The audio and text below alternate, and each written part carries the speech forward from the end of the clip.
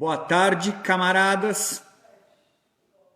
Hoje nós encerramos as jornadas heróicas.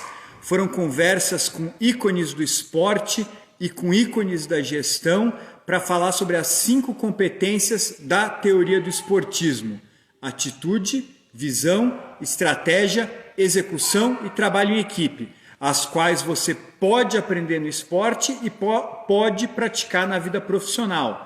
Encerrando-se esta rodada de conversas que foram incríveis, aqueles que quiserem acessá-las, vejam no IGTV ou no canal do YouTube. Nós começamos esta semana uma rodada de conversas com ícones do ICI, Instituto Camaradas Incansáveis, grandes ícones dos incansáveis.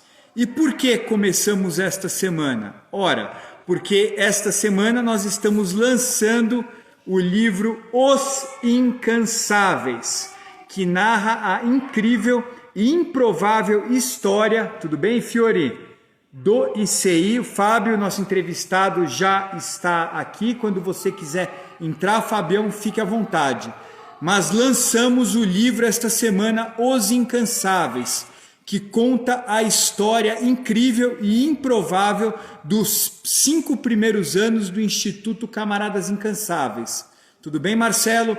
Aqueles que quiserem adquirir o livro, por favor, mandem um e-mail para contato@icijudô.com.br.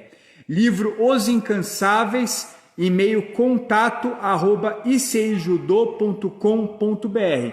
Tudo bem, Gustavo? Vou dar acesso ao Fábio aqui. Fábio, nosso ícone incansável, que tem uma contribuição extraordinária para o ICI, que vai fazer a conversa no dia de hoje. Fábio, eu estou vendo que você está na editora. Tudo bem? Tudo bom? Tudo bem, Fábio? Tudo bem, aqui em Monte Verde. Você está na agência, não está? Estou na agência, Ainda estou na agência. Legal. Como a gente vai poder ver hoje, o Fábio, além de ser um ícone do ICI, também é considerado nosso guru de marketing, né? Por assim dizer, por ser uma pessoa absolutamente criativa e exercer isso profissionalmente. Fabião, eu vou contar a história do livro, aí eu passo para você, tudo bem? Claro. O Tadeu também. Mas então, camaradas, a história do ICI, ela começou há 5 anos atrás. Éramos, na época, judocas com diferentes formações. O Bagé vinha de uma formação, o Cris de uma formação até mais próxima. Eu tinha treinado com o Sensei Shi e, mais recentemente, treinava com o Sensei Uchida. Quando o Sensei Shi me chamou estava doente, para coordenar os trabalhos da academia lá da Associação de Judô e Karatê Ishi. Naquele momento, eu não me julguei preparado, não tinha nem o tempo, nem na propriedade técnica para fazer jus ao nome e ao todo o trabalho que já havia sido feito pelo Sensei Shi, primeiro medalhista olímpico e formador de outros medalhistas também. Mas eu falei para o Sensei que eu poderia fazer isso junto com outras pessoas. Foi naquele momento que eu chamei o Bagé, chamei o Christian, para assim, nós 3 nos unirmos e fazermos frente a este desafio. Sensei Shi colocou o trio em estágio, né, Fábio? Ficamos durante 6 meses treinando e dando alguns treinos até ele estar satisfeito, e aí começamos os trabalhos lá na Associação de Judô e Karatê Ishi. Além do treino muito forte, muito duro, que você vai falar depois, a sua própria experiência, teve todo um trabalho de administração, porque desde 2003 a academia não era afiliada, não estava regular com a parte de impostos, administrativa, né? Então a gente teve um trabalho muito grande no ano de 2015 para organizar isso. Finalmente, em 2016, as coisas melhoraram, nós organizamos a academia, a qual chamamos de ICI, Instituto Shiaki Ishi, naquele momento. Organizamos para dar visibilidade e musculatura o seminário Shiaki Ishi, que rodou o Brasil inteiro com o Sensei Shi. Depois disso, começamos, principalmente através do Cris, até porque todo mundo participava das competições veteranas, a promover o trabalho do judô veterano, até que o Brasil, todos os anos de 2015 em diante, ficou entre os 5 primeiros colocados no Mundial, o que era algo inédito até então. Evoluímos, quando o Sensei teve o próprio Sensei voltou, né? Foi campeão mundial em 2016, foi incrível, né? O primeiro medalhista olímpico brasileiro, retornou e se tornou campeão mundial de veteranos, recebeu a medalha no pódio do Yasuhiro Yamashita. Foi sensacional aquele dia, né, Fábio? E aí quando o Sensei teve novamente problemas de saúde, encerrou as atividades do ICEI na Pompeia, mas nós ficamos 6 meses treinando lá com o Ershov e finalmente mudamos para nossa nova sede, que é carinhosamente batizada como Coliseu.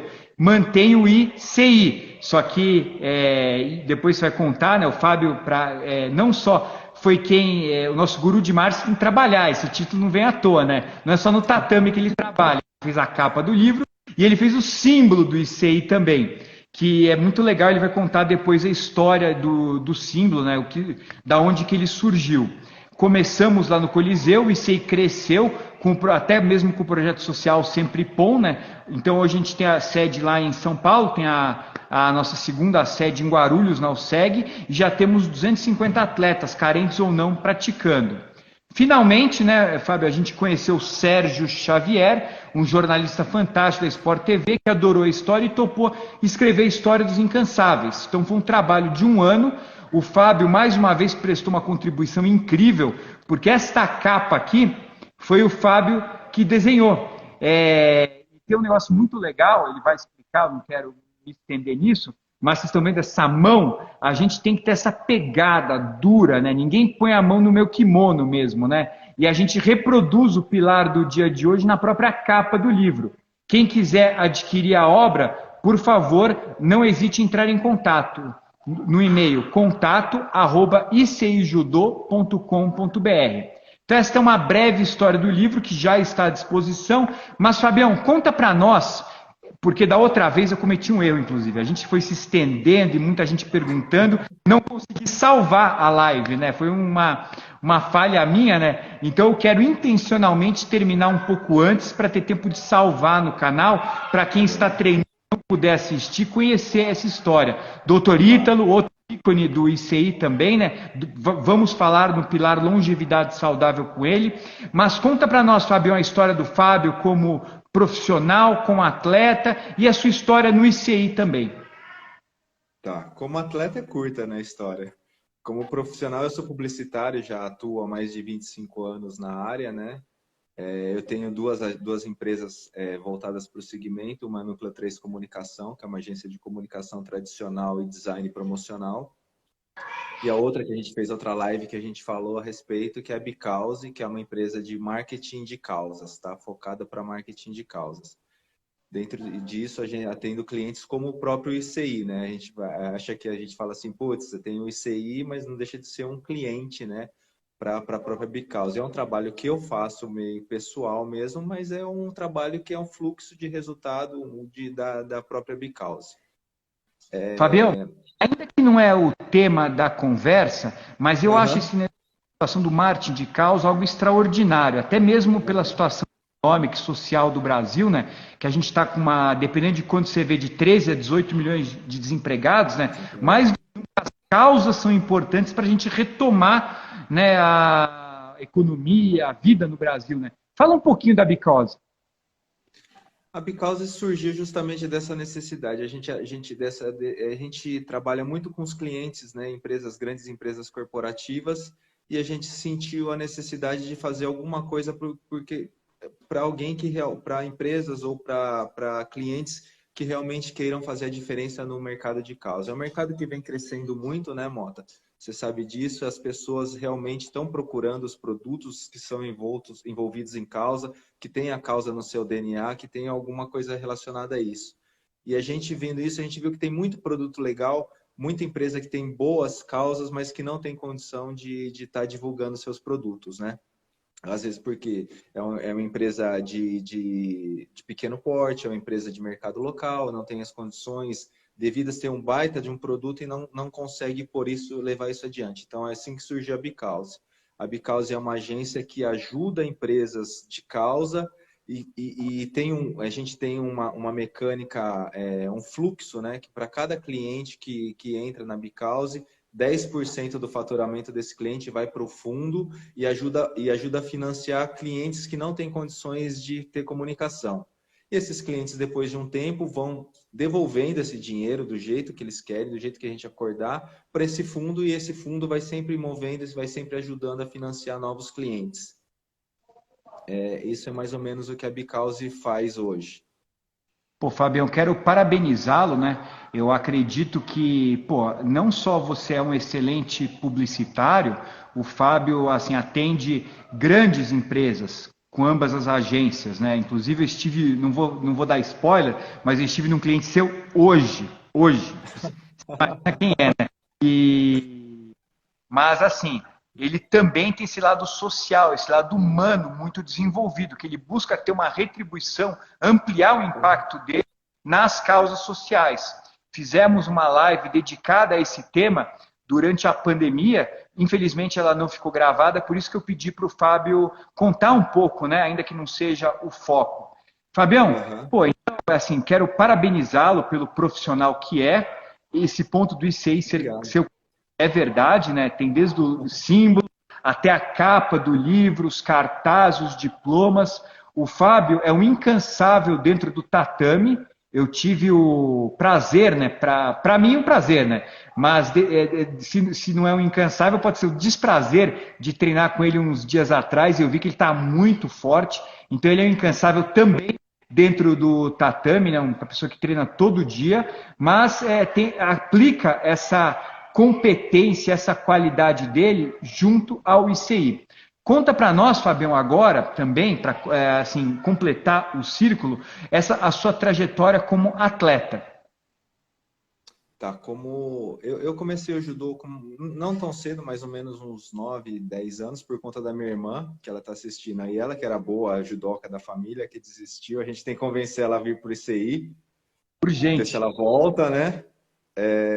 E ela começou a competir, começou a ganhar medalhas, essas coisas, todo final de semana competição. Eu falei, eu quero fazer isso aí também. Eu lutava karatê e nunca tinha uma competição.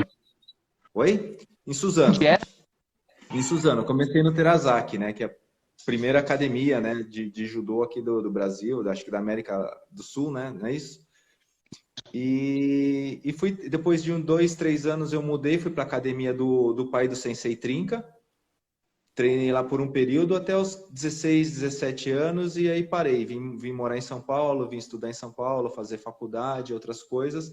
E aí o judô ficou parado e continuava brincando no final de semana, jogando bola, essas coisas. Sempre encontrava o Trinca. Ele, não, você tem que voltar a treinar, você tem que voltar a treinar. Ele ficou sem brincadeira uns 10 anos buzilando na minha orelha. Foi muito tempo mesmo. Falei, não, mas eu não aguento mais isso, eu não quero ir lá. É muito cansativo, dá muito trabalho. Até nisso, o Trinca era o maior incansável que nunca foi incansável, né? Exatamente, mas ele queria muito ter sido incansável, eu tenho certeza disso. E aí ele me levou um dia, ele falou assim, me ligou numa quinta-feira, eu tô indo na federação, 7 horas, era umas 5 horas da tarde, 7 horas, aparece lá, eu vou levar um kimono para você. Eu voltei, fui e treinei um dia, falei assim, putz, eu nunca mais volto a fazer isso aqui, você tá louco. Passou mais uma outra semana, ele foi de novo, fui indo, aí 3 semanas ele já arrumou, falou assim, não, eu vou arrumar um lugar para você treinar, você vai lá no ICI. Me apresentou o Christian, ligou pro Christian, eu fui lá e aí tô 4 anos nisso aí, quase todos os dias treinando, né? Nos últimos tempos aqui nesse ano, eu treinei praticamente todos os dias depois que a pandemia, né? Antes da pandemia, depois que a gente agora que tá voltando, eu tô treinando todos os dias. Isso é muito legal, Fabião. Assim, é uma honra absurda, né?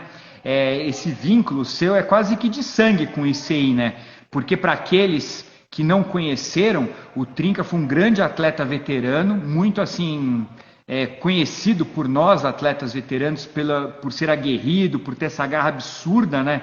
E a gente sempre brincava com ele, o convidava para ser o incansável. Ele ia treinar sempre lá, né? E acabou assim apresentando pessoas assim sensacionais, icônicas no ICI, como o próprio Fábio. E teve um momento muito legal, Fábio, para mim, que a gente, quando o Trinca infelizmente faleceu, às vésperas de ir para mais um Mundial, você preparou o ícone do ICI, que nós escolhemos como ícone, né? Que foi o Trincansável, que é o bonequinho, né? Que faz uma... Conta para nós o Trincansável. O nome Trincansável, eu acho que veio do Bagé, né? Eu fiz, na verdade, um personagem, né? Eu desenhei, a gente queria criar um personagem, né? Para que representasse o que é o ICI, né? E aí acho que veio como o personagem surgiu depois, na verdade, né, Mota? Veio como uma homenagem para o Trinca, né? Que representava o que ele era como o judoca, representava os pilares que a gente tem aí alguns dos pilares, ou se não todos os pilares que a gente tem no ICI, né? E eu fiz o desenho, mostrei pro Bagé, conversando com o Bagé, com o Cris, os caras acharam muito legal. Apresentamos para a Célia, para o Marquinho, eles gostaram também. E, cara, virou xodózinho aí nosso. A gente tem um monte de projeto para ele, que a gente ainda não concretizou, mas a gente vai levar ele bem adiante ainda mais para frente. Hein? Muito legal, Fabião. Mais uma contribuição incrível. Então, para aqueles que estão nos assistindo e que vão nos assistir, o ICI tem como ícone o Trinca e o nosso mascote é o Trincansável, desenhado pelo nosso gênio do marketing, Fábio Mamura, que está aqui conosco hoje. Fabião, vamos lá. Então você entrou no ICI, lembro, pô, como se fosse ontem, faixa marrom duro, ele é muito low profile, mas assim, o Fábio era sinistro já na faixa marrom. Conta como é que foi a sua evolução, conta a sua história nesses anos de ICI. Eu acho que tinha um negócio muito legal acho que motivou quando eu voltei para o ICI, porque quando eu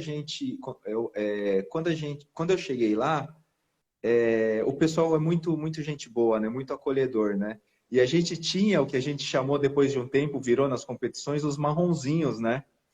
Que eram praticamente 6, 7 pessoas que voltaram depois de 15, 20 anos a lutar judô, pararam todo mundo mais ou menos no mesmo tempo, no mesmo estágio, e a gente voltou ainda com um estágio ainda considerável ainda. Lógico que a gente não tinha condições de enfrentar os caras que são bambambãs, mas a gente ganhou de um monte de gente boa que os caras não sabiam quem a gente era, né?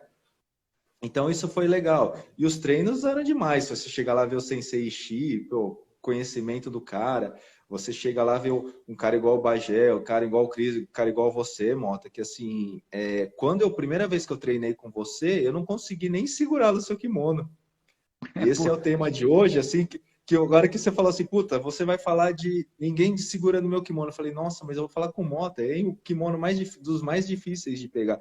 Inclusive, aí a mão, né, a gente tem na capa do livro, representa isso, que é a pegada, né, que é o forte, né, um negócio que a gente... aí tá virado, mas aí se vocês perceberem, é uma mão esquerda, que os 3 fundadores são dos 3 pegadas mais fortes que tem lá no ICI, e são os 3 canhotos, né? Então, isso que a gente representou no livro, quando você olha, você vê a determinação, a garra. É muito difícil, assim, você falando nesse treino último que a gente fez aí. Eu acho que você deixou segurar o seu kimono, porque, assim, é muito difícil segurar o seu kimono. Segurar o kimono do Bagé é muito difícil. O do Cris também é dificílimo, cada um com sua característica, né? Mas, assim, é super difícil. E isso que a gente vai aprendendo, são coisas que a gente foi aprendendo no ICI. Assim, a gente não vai fazendo não está fazendo um judô de terceira idade para fazer um condicionamento físico, né? Esse é o grande diferencial. Eu não tô indo lá igual a gente vai lá, você tem que treinar, cara. Porque se você não treinar, você tá tomando o grito do Bagé, tá tomando o grito seu, do Cris. E se você não treinar, os caras estão te cravando no chão, cara, o dia inteiro. Ontem eu fui no treino lá, eu não conseguia parar em pé. Os caras estão cada vez mais fortes. É porrada o tempo inteiro. Fala, Bagé, tem que jogar alguém, cara. Porque tá difícil. Interessante, porque, assim, né, o Bagé, o Christian, sempre foram pessoas que buscaram sempre ter o controle da gola e da manga para começar a luta numa posição de vantagem. Quando nós Sensei, que você entrou também, o Sensei é uma pessoa muito estudiosa, e ele sempre assim, acho que foi um empurrão para todo mundo, né? O controle do kimono é como você começa a luta de uma forma eficiente. Você pode até perder, tá? Começa com uma vantagem sobre o oponente. E existe uma história apócrifa, é verdade, que o Sensei Ishii, quando imigrou do Japão para o Brasil, ele lutava vale tudo pelas Américas, né, para se sustentar, né, antes mesmo de ser um atleta mundial, um atleta olímpico, e numa determinada localidade não tinha ninguém para enfrentá-lo, e ele enfrentou um urso. E, lógico, com a focinheira, cortou a unha lá e jogou o urso várias vezes, né? Então, o ICI, camaradas, agora que foi o Fábio que desenhou, é importante dizer isso, ele reproduz o que? A garra do urso que você tem que ter, I, né? CI. É a garra do urso que você tem que ter para ter uma posição de domínio na luta. Desenhada pelo nosso gênio do Marte, o Fábio, que depois explorou isso aqui na capa também. Então é muito legal, né? A gente, assim, ter um gênio trabalhando com a gente, né? Não só como material para fazer um treino forte, porque o que eu acho muito legal, Fábio, é que você consegue traduzir as ideias. Assim, é muito simples, você pode olhar uma capa, mas quando você começa a olhar a história, fala, nossa senhora, né? Como que teve pensamento, como teve estratégia por trás. Mas eu só fiz esse parênteses, né, para contextualizar o tema do dia de hoje, mas você entrou, né, através do Trinca, começou a treinar com o Sensei Ishii, continua a sua história aí. Esse é o primeiro objetivo. O objetivo depois era realmente tentar voltar para o judô. E depois eu falei, pô, eu nunca imaginei que eu fosse voltar a treinar, que eu fosse chegar, tirar a faixa preta quando eu parei, porque quando eu parei de treinar judô, eu treinava tanto que eu não queria nem ver mais judô. Eu sumi de um dia depois de uma competição. Eu estava conversando até com o Bagé. Eu não sei o que aconteceu, mas eu não lembro de eu avisando ninguém que eu não ia. Eu nunca mais fui. Eu só desisti, falei, eu não vou mais. E aí não fui mais. E aí quando eu voltei, falei assim, agora que eu vou voltar aqui. E tinha o pessoal lá, o pessoal tudo da faixa marrom, falou, não, nós vamos fazer os cursos, vamos fazer exame. E aí foi indo, eu falei, não, vou começar a treinar uma vez por semana. Daí foi 2 vezes por semana. Daí já até falei para minha esposa, né, eu vou treinar 2 vezes por semana. Daí depois começa, vai ter uma competição, vou ter que treinar 3. Aí vem lá, agora tem competição, tem que ficar 4. Agora ela fala assim, agora vai todo dia. Eu nem vou mais perguntar que dia que você vai treinar, né? Você me avisa o dia que você não for treinar, né? E ela também foi entendendo que você vai virando um negócio que faz parte de você, né? Você começa a sentir falta. Hoje, a hora que você marcou, a live era 6 horas, né? A gente tinha marcado, né? Aí eu falei, legal, eu saio correndo e vou pro treino, eu faço de lá. Agora já muda para 7h30. Falei, pô, hoje eu não vou conseguir. Embora a gente Tá na minha conta essa, Fabião. Oi? Tá na minha conta essa. Ela já escreveu aqui, ó, já me acostumei, pôs o sorrisinho. Mas isso daí me trouxe outras oportunidades. Eu falei, depois de que eu comecei a treinar, você vê um monte de gente, os caras indo, foi o Sensei Ishii foi pro Mundial, você foi medalhista, né? O Cris foi medalhista. Eu falei, pô, esses caras, eu treino com eles. Um dia eu posso ter a oportunidade de participar. Quando que eu nunca pude participar de um campeonato mundial? Eu nunca participei de um campeonato brasileiro. Eu tinha participado de um campeonato brasileiro de judô. Porque era muito difícil. Na minha categoria, na região que eu morava, para eu chegar para ir para o brasileiro, eu tinha que ser campeão paulista. Era assim antes, né? Senão você não ia, era muito difícil. Porque o cara que tinha na minha categoria, igual que eu tenho hoje, Bagé, né? Que é muito difícil de ganhar. Eu tinha o Eduardo Fukuzato lá de Mogi, que eu não ganhava dele, era impossível. Toda vez que eu cruzava com ele, perdia. E tinham outros também, não era só ele, mas assim, a gente já sabia que todo mundo que lutava, que provavelmente ele que ia. Então eu falei, eu vou voltar, vou ter meu objetivo de pegar a faixa e vou participar de uma competição. Meu sonho é ganhar uma medalha numa competição de brasileiro, porque eu não tinha uma medalha dessa daí. E aí fui meu primeiro brasileiro, aí cruzei logo com o Bagé, né, na semifinal. A gente foi, eram 3 pessoas de São Paulo e era eu, o Bagé e o Carlão, os 3 da mesma academia, né? Então dividiram as chaves, caiu eu e o Bagé, o Carlão caiu do outro lado. Eu estava machucado do pé, acabei perdendo para o Bagé a luta. E aí fui disputar terceiro e consegui ganhar e ganhar medalha. Aí já fiquei feliz da vida, falei, agora eu vou continuar, vou tentar outras. Mas foi muito legal. Sabe, Fabião, a sua história, ela representa, junto com a história de quem esteve com você, pontos muito importantes para o ICI, que alguns deles estão retratados aqui, outros nós vamos retratar nas conversas. Porque, por exemplo, Marronzinhos, a gente estava começando o instituto, era o começo de tudo, né? Era muito importante para assim, para mostrar que o trabalho era sério, que era dedicado, que vocês obtivessem sucesso. Então, naquele momento, de certa forma, a primeira e a segunda geração de Marronzinhos, né? Você, os irmãos Beber, o Pedro, depois a Olívia, né? O Mário, eram pessoas que eram muito importantes, porque isso começou a validar o trabalho que estava sendo feito, que quem se treinasse com garra absurda, que se esforçasse, poderia ter resultados, né? Validou-se o trabalho, não só para o Bagé, para o Christian, para o Sensei Xi, como também para a comunidade. Tanto que se você for olhar, depois que os marronzinhos obtiveram a preta, a academia não fez mais do que crescer ano após ano, né? E depois, esta conquista, o brasileiro que você obteve a medalha, se eu bem me lembro, foi o primeiro brasileiro como Instituto Camaradas Incansáveis. E nós mandamos aquela equipe, né, um belo time lá, que trouxe muitas medalhas. Isso validou também que a gente tinha mudado, não estava mais com o Sensei Xi, mas a seriedade, a intensidade do trabalho permaneceria. Depois que você conquistou a faixa preta, depois que você conquistou a medalha no brasileiro, você não parou aí. Você é uma pessoa muito low profile, mas conta para nós como que foi a sua trajetória para obter a medalha no sul-americano, para obter a medalha no pan-americano e para estar na luta para obter a medalha no mundial.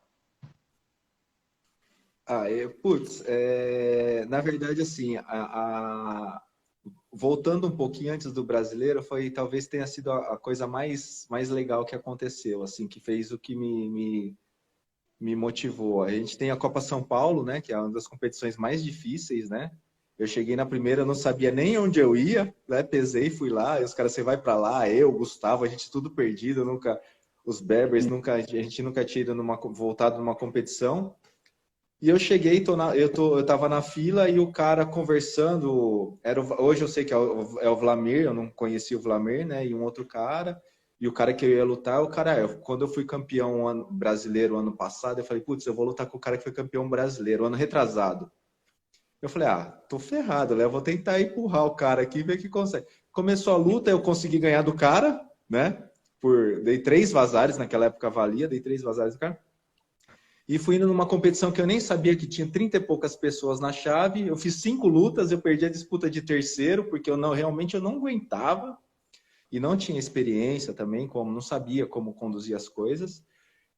E aí aí começou a trajetória. Foi essa medalha aí no brasileiro, que foi muito legal, para mim foi muito importante. E depois aí na verdade, assim, a minha história das competições, né? Eu falo que eu sou o amuleto da sorte do Bagé, né? Porque depois que eu voltei a lutar, ele não perdeu mais, cara. Assim, a gente, no sul-americano, no pan-americano, eu caí no mesmo lado da chave do Bagé. Então, a gente foi indo, na semifinal, eu fiz semifinal com o Bagé. Ele foi para a final, eu disputei o terceiro. Eu ganhei a disputa de terceiro do outro brasileiro, do João. E fiquei em terceiro no Pan-Americano. E aí no Sul-Americano a gente caiu em chaves diferentes. Então a gente foi indo, a gente fez a final também, e também acabei perdendo também. Mas o mais legal disso aí, para mim, nessas 2 competições, não foi a medalha. Foi assim, a gente fez uma baita luta na final do Sul-Americano. Foi uma luta muito legal. Tanto é que a gente saiu, outro dia estava falando com o Marinho, aí o Sensei Marinho, né, que treina aí com a gente. Ele falou assim, no dia que eu saí da luta, ele falou assim, cara, para mim, valeu a competição. Eu estava desanimado de fazer minhas lutas, eu vi vocês lutando, eu tô super animado em lutar agora. E outro dia ele falou aí no treino, ele falou, cara, assistir aquela luta foi uma das melhores lutas que eu já assisti na minha vida. Então isso daí vale muito mais do que qualquer medalha. Né? Representa todo o esforço, é um negócio que eu falo muito, né? Eu converso bastante com o Sensei Silvinho a respeito disso, que eu me preocupo muito mais em evoluir, aí já entra um outro tema aí, né, que a gente tem, né? Ser evolutivo, em dividir as experiências com as pessoas, que é outro também, nós por nós aí que a gente tem, e para ter um judô legal, para estar evoluindo. Para a hora que você vai treinar com o cara vê e fala, pô, mas você faz isso aqui legal, você faz isso aqui bem, você evoluiu nisso, né? É isso que representa. A medalha você pode ganhar, você pode perder, você pode ganhar a medalha até sem saber lutar judô, se você for um baita monstro forte, levantar o cara e jogar lá, né? Tem essa possibilidade, mas não é por isso que não é isso que é o mais que eu prezo mais, né? Eu prezo muito essa parte de evoluir. Porque no livro a gente não está de uma forma explícita, mas você mencionou os 5 pilares do ICI. Para aqueles que estão nos assistindo e para aqueles que vão nos assistir depois, ao longo destes anos de ICI, nós desenvolvemos alguns pilares que a gente acredita que são fundamentais para a equipe ter o sucesso que tem hoje. Então, é longevidade saudável, se alimentar bem, se alongar, dormir bem, praticar atividade física. Depois, nós por nós, então um ajudar o outro, como o próprio Fábio acabou de falar, né? Dois parceiros, camaradas do ICI, mas lutando uma final com garra absurda, um querendo ir no limite, de certa forma contribui para o desenvolvimento do outro e para a própria competição. Terceiro ponto é mente de campeão, é buscar se superar. Então vocês vejam o Fábio, ele ficou uma temporada parada, ele voltou como faixa marrom, ele foi se esforçando até conquistar a medalha do brasileiro, não parou, conquistou a medalha no sul-americano, não parou, conquistou a medalha no pan-americano e depois ele já vai contar do mundial como é que tá esse, que pé que tá isso aí, né, meu? Depois bom, que é o mente de campeão, né? E muito importante assim a gente falar do pilar da ninguém põe a mão no meu kimono, que é um diferencial do ICI e é o tema que o Fábio vai falar também logo, como ele melhorou nesse fundamento técnico aí. Aqueles que ainda não têm a obra, não deixem de pedir a sua para contato@icijudô.com.br. A gente está aqui com o nosso gênio do Marte, o Fábio Mamura, que inclusive fez a capa do livro. Fabião, conta para nós, nesta evolução, agora chegamos no Pan-Americano, você já era um medalhista, pô, né, em todas as competições, como é que foram as suas participações nos mundiais? Cara, o primeiro mundial, eu tava feliz só de estar lá, assim, só de ver na área de aquecimento, eu falava assim, putz, eu tô muito legal você vendo, você participando. E eu comecei no mundial, eu peguei na minha primeira luta, isso, eu peguei o francês, né, que foi o vice-campeão mundial, né, no ano, e eu fiquei assustado. Porque a hora que o cara pegou no meu kimono foi justamente o contrário, né? Ele fez o que a gente não deixava. E aí que eu falei assim, não, eu não posso deixar isso acontecer mais. O cara me amassou de um jeito que, meu, eu fui um dos que durou mais tempo com ele, né, cara? Porque assim, todo mundo caiu em menos de um minuto, ou tomou Shido, eu fiquei 1 minuto e meio, 1 minuto e 40 de luta, foi pouca luta, mas era uma força absurda. Acabei perdendo, ele me jogou de pom, tomei 2 Shido, ele me levou pro canto, eu não tinha mais jeito e me jogou de pom. Aí eu voltei e fiz a repescagem, ele avançou para a semifinal, então ele me puxou para a repescagem, eu voltei e fiz a repescagem contra o americano, eu ganhei do americano, ganhei uma luta de pom, e aí voltei e eu lutei com o Bagé. E aí era disputa, quem passasse ia para a semifinal, né? Aí a gente fez uma luta, que foi uma luta também super disputada, foi pro Golden Score, foi 1 minuto e pouco de Golden Score, eu perdi por Shido no Golden Score pro Bagé. E daí, essa foi a minha participação, fiquei, acho que é nono lugar, né? Porque pelas rodadas, pelo que o Cris falou, que acho que foi nono lugar. Eu não posso falar que foi frustrante, não foi mais do que eu imaginei que eu fosse. Eu achei que eu não fosse nem conseguir lutar, e assim, eu fui vendo. E aí, a partir daí, eu falei, opa, cara, se eu treinar um pouquinho mais, dá para ir mais longe. Né? Falei, o ano que vem eu vou mais longe, eu vou ter mais uma bagagem de 1 ano de experiência em competições, né? Vou voltando, vou entendendo melhor. E foi indo. E aí no outro ano foi em Marrakech, eu peguei primeira luta, eu peguei o francês que disputou a medalha de bronze, né? E eu comecei a dar um vazare nele já logo de cara. Já dei pressão, ele tomou 2 Shidos, né? Eu tava ganhando é isso, de vazar. Só que no começo da luta eu meti a mão na calça do cara. Aquela batidinha assim, sabe? Que você bate assim, tomei um Shido. E aí foi indo, faltando 15 segundos, ele me puxou, pum, eu meti a mão na calça dele de novo. Tomei Hansoku Maki. Acabei perdendo a luta, quase cheguei chorando. Falei, não acredito que eu fiz isso. Ele veio falar comigo, ele falou assim, cara, desculpa. Eu falei, não, desculpa não. Mas ele falou, eu nem lutei, nem consegui lutar contra você. Também já fiquei feliz, mas não feliz, né? Aí torci para o cara, ele foi indo, voltou para a repescagem. Eu voltei e lutei de novo contra um americano, também ganhei de pon de novo na repescagem.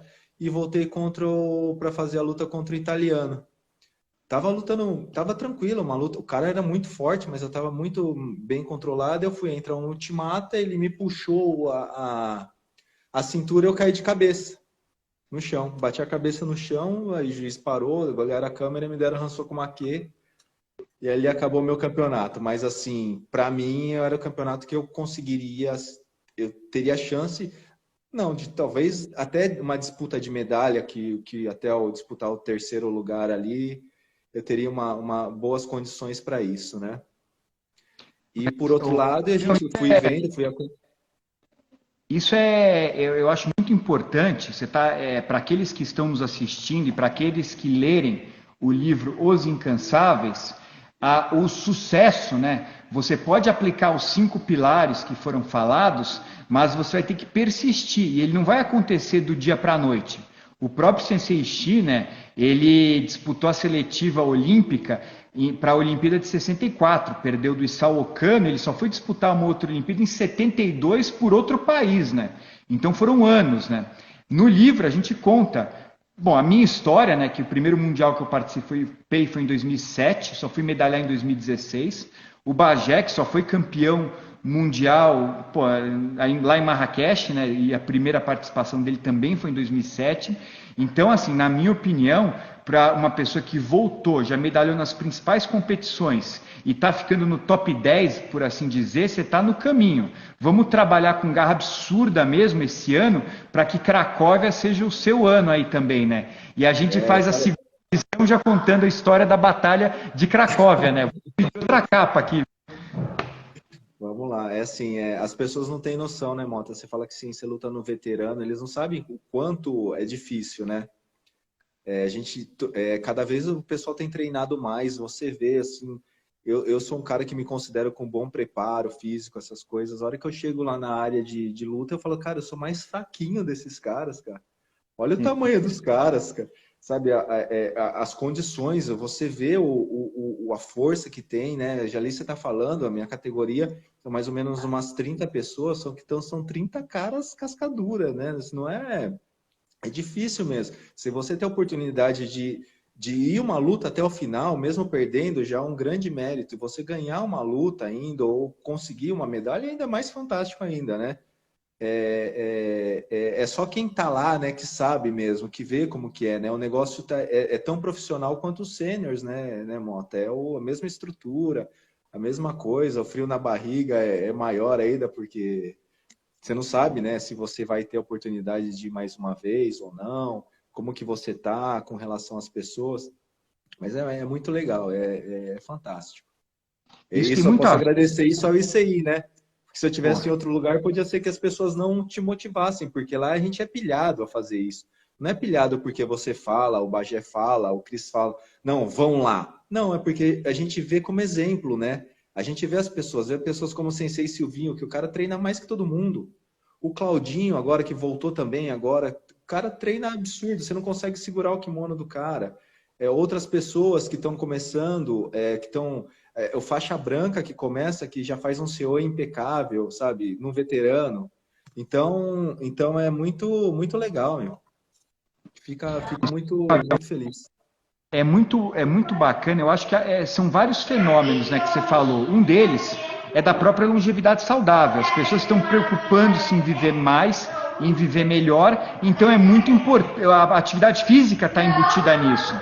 Depois, eu acho que tem muito a ver com o nosso DNA, né? Acho que da origem mesmo. Né? Você pega o Silvinho, que é o nosso senpai, o Bagé, o Christian, e a gênese do ICI foi com o Sensei Ishii. Pô, o cara disputou o Mundial com 75 anos de idade. O primeiro medalhista olímpico. Você concorda que ele só tinha a perder? Sim, ele ainda ficou bravo que não ganhou de pom a final, né? Exatamente. Toda a história está aqui nos A história Incansáveis. tá aí, o pessoal precisa ler. Então está no nosso DNA mesmo, esse gosto por competição, né? E é um negócio absurdo, né? Você começa a competir, e você começa a ver o desenvolvimento, né? A melhoria, né? Fabião, é nesse ponto que eu queria chegar, né, meu? Vou te dar um feedback depois da evolução do judô. Já fiz, né? A dificuldade de pegar sua manga tá muito grande, né? No começo, quando você veio, né? Talvez por estar treinado, mas você tinha uma condição física excelente, tinha muito golpe bom, mas você entregava a manga lá, né? E a gente começava segurando a manga. Agora não dá para pegar na sua manga. Fala um pouco deste pilar e como ele influenciou o seu judô. Ninguém põe a mão no meu kimono. Na verdade, né, Mota, isso aí o Bagé pega muito no pé da gente, né? Eu analiso muito lá com o Bagé, às vezes a gente chega um pouquinho antes do treino, manda vídeo de um para o outro para a gente ver, falando assim, ó, como os japoneses estão segurando a manga, né? Olha a diferença, o japonês não perde mais a manga. O japonês não abraça, o japonês segura lá na manga, lá na pontinha e não solta mais, né?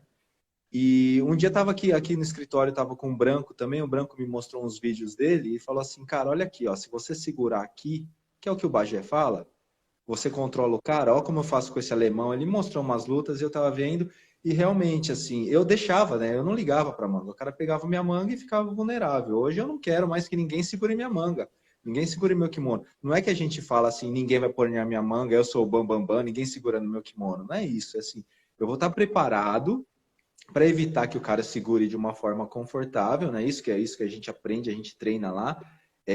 Na verdade, isso não é o que eu acho, isso é o que a academia acha, é o que a gente aprende, o que o Bagé coloca dia a dia. Você tem que estar preparado, evitar que as pessoas te segurem, fiquem confortáveis, para você não se colocar em situações de risco, né?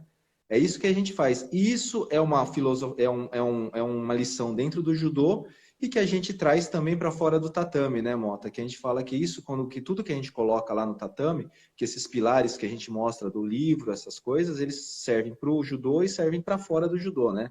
Quem pratica sabe muito bem, você sabe muito bem, você fala do faixa preta, que é a mesma coisa. Então, é a mesma coisa. É você estar preparado para evitar que coisas externas te atinjam, né? E se elas vierem, você saber como lidar com isso, né? Então, é isso que a gente faz muito. A gente tem muito, voltando para o judô, o Bagé cobra muito a parte dos exercícios específicos. A gente faz muita coisa de pegada. Tem dia que eu chego em casa, eu tenho que pôr a mão no gelo, porque minha mão não fecha. Também. E você acorda e você fala assim, o que é isso, cara? Eu olho meus dedos assim, eles estão tudo tortos.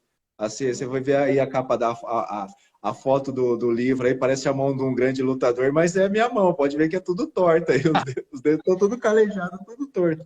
Tá assim já, Fabião? Senhora. Tá assim, cara, essa aí é a minha mão. Agora tá pior, porque agora tô treinando mais forte ainda. A parte de pegada, essas coisas. Então, é justamente isso. A gente controlar o kimono, controlar o adversário para se sentir confortável na luta e se não se colocar em situações de risco, né?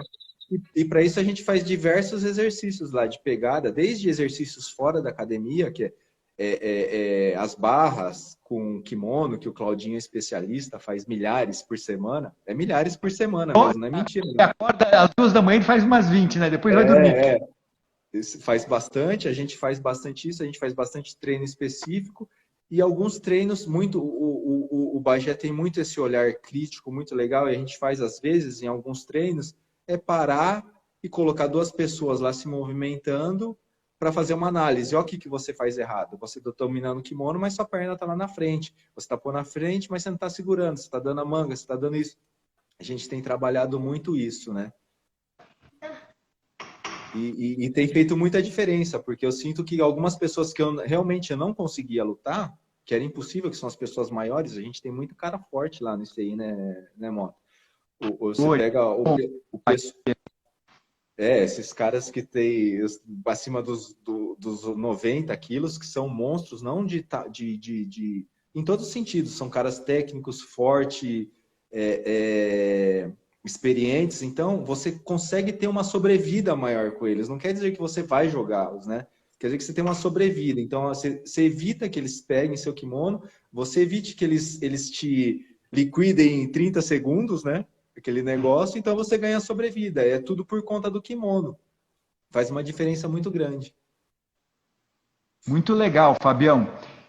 Camaradas, para aqueles que estão assistindo a live agora, a gente está falando sobre o lançamento do livro Os Incansáveis, com o nosso faixa preta, medalhista no Pan-Americano, medalhista no Sul-Americano, medalhista no Brasileiro e em outras competições, guru do marketing, o capista do livro, Fábio Mamura. E agora ele é tão capista que eu não sabia que a própria mão dele, que está representada na capa, traduzindo um dos pilares, que é o pilar que a gente está falando hoje e que o Fábio acabou de explicar para nós, que é ninguém põe a mão no meu kimono. Como a gente aplica isso no treino para depois poder aplicar na competição e usa essa metáfora para a vida como um todo. Fabião, eu vou encerrar esta live agora, porque eu estou traumatizado dessa última conversa.